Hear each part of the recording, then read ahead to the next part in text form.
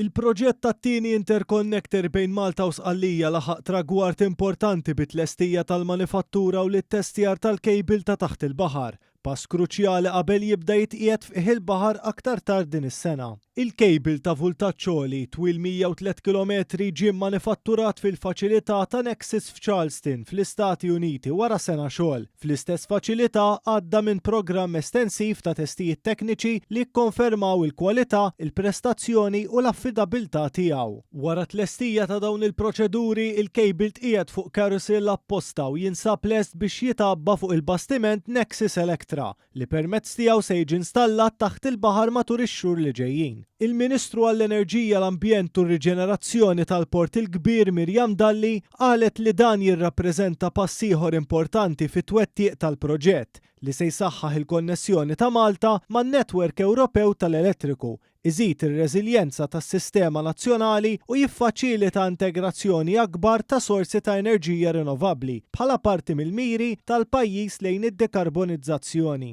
Kejbil li sar apposta għal pajjiżna li ikompli jibni fuq il-passi l-oħra importanti li għamilna biex naċċertaw ruħna li fi ftit ta' xhur oħra jibda it-tqejjed tal-kejbil bejn Malta u Sqallija. U allura nibqgħu mexjin u nkunu qegħdin nagħmlu iktar progress fejn tidħol il-viżjoni tagħna tal-enerġija f'dan il-pajjiż. Viżjoni li nidejna ftit ta' xhur ilu u li pass wieħed wara l-ieħor qed narawha issir realtà.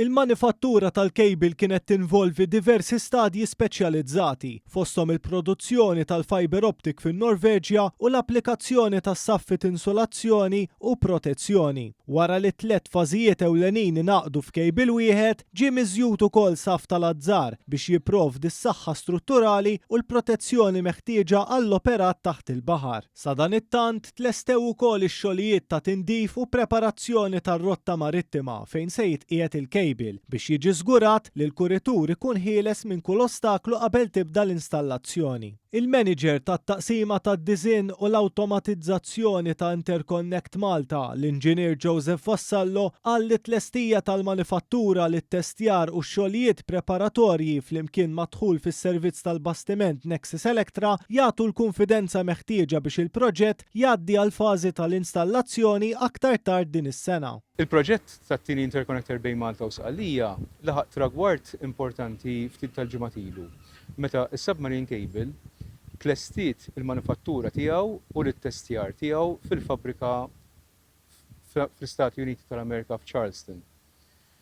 Dan il-kejbil issa qed jistenna biex jiġi mobbi fuq cable laying vessel ġdid li wara li jitabba jersaq lejn Malta fejn imbagħad jibda jpoġġi il-kejbil. It-tieni interconnector ġie rikonoxxut mill-Unjoni Ewropea bħala operazzjoni t'importanza strateġika fil-programm 2021-2027 u qed jibbenefika minn finanzjament Ewropew ta' 261 miljun euro.